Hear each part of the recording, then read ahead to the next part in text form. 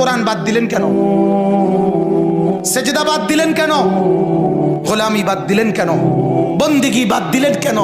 আল্লাহকে ছেড়ে দিলেন কেন? আল্লাহর সাথে দুশ্মনী কেন? যে ছেলেটা সারাদিন একটা ওয়াক্ত নামাজ পড়ে না, যে বিবি একটা ওয়াক্ত নামাজ পড়ে না, যে মেয়েটা পর্দা করে না, তারে জিজ্ঞাসা করেন না যে মা সবার সাথে সম্পর্ক বজায় রাখো, মালিকের সাথে কেন দুশ্মনী? আল্লাহর লগে কি নারাজি হইলা? আল্লাহর সাথে কি দুশ্মনী? আল্লাহর লগে কেন রাগ করলা? কেন রাগ করলা? এই বাপ, তোমরা যারা সেজদা করো না, তোমরা বলো না বাজান, বলো না, এই দরদি ভাই চিৎকার করে বললাম, তুমি যদি বলো তোমার পায়ে ধরতে, আমি পায়ে ধরতে রাজি। তুমি যদি বলো তোমারে জড়িয়ে ধরে কাঁদতে, আমি কাঁদতে রাজি। তুমি বলো কেন আল্লাহর সাথে রাগ করলাম? কেন আল্লাহর সাথে রাগ করলাম? কেন আল্লাহর সাথে নারাজ হইলাম? কেন সেজদা কপালে জুটলো না? কেন মালিকের সাথে সারাদিনের এত কিছুর বিনিময়ে আল্লাহ তাআলা একটা মিস কল দিলে, 2 সেকেন্ডের একটা মিস কল দিলে বন্ধু তুমি টের পাও তোমার মোবাইলে মিস কল আসছে। এত বড় মসজিদে 6টা মাইকের হরন দিয়া আল্লাহু আকবার বলে তোমারে ডাক দেয়, তোমার একটাবারও কানে লাগে না, বিবেকে লাগে না। তোর মতো সত্য ডাকাত, তোর মতো পাষাণ বেটা আর কে হইতে পারে? বেটা কথা বলেন না কেন?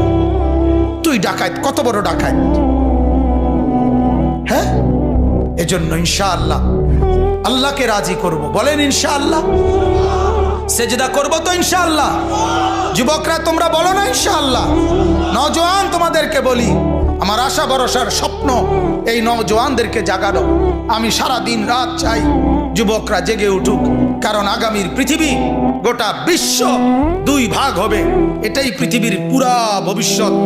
এক ভাগ পুরাপুরি দাজ্জালের অনুসারী কাফের, আরেক ভাগ মাহাদির অনুসারী ইমানদার। এই 2 ভাগে পৃথিবী অচিরেই বিভক্ত হয়ে যাবে। আল্লাহ বলে বিকাল বেলা আমাকেই ডাকো, ওয়াহিনা তুজহিরুন, 2 প্রহরে দুপুর বেলা আমাকেই ডাকো। আল্লাহ বলে বান্দা শুধু আমাকেই ভাবো, আমাকেই ডাকো, আমার সাথেই সম্পর্ক গড়ো। কাজেই মুসলমান, আপনার যে সন্তান ফজরের নামাজের সেজদা কপালে জোটে না, আমি বললাম, আমার নাম আনিসুর রহমান, আমি চ্যালেঞ্জ করলাম, আপনার যেই ছেলে ফজরের নামাজ পড়ে না, মেয়ে ফজরের নামাজ পড়ে না, এ ভদ্র না, ভদ্র নয়, ভদ্র নয়, অসভ্য, অসভ্য, অসভ্য। তুমি যদি সাহস থাকে তো তুমি প্রতিবাদ করো, তুমি যুক্তি দাও। আমি বসুন, দরকার হলে তুমি বলো। সেজদাবিহীন কোন মুসলমান ইমানদারের ছেলে, মেয়ে, বিবি যার কপালে সেজদা নাই, সে শিক্ষিত হয় নাই, সে সভ্য হয় নাই, সে ভদ্র হয় নাই। আল্লাহ কোরআনে বলছে, ইবলিসকে, ইবলিস তুই সেজদা করলি না, অহংকার করেছিস, তুই বের হ আমার থেকে। জন্য যে সেজদা করে না সে অহংকারী, আর অহংকারীকে ভদ্র বলে না। কথা বলেন না কেন? অহংকারীকে কি বলে না? ভদ্র বলে না। নাই তো বলেন আপনি পৃথিবীর কোন ডিকশনারিতে আছে কথা যে অহংকারীকে সভ্য বলে, অহংকারীকে ভদ্র বলে? আল্লাহ তো কোরআনে বলছে সেজদা না করা এটা অহংকার। এটা কি বলেন না? তাইলে অহংকারী কি ভদ্র হয়? অহংকারী কি সভ্য হয়? অতএব ছেলেকে ভদ্র বানা।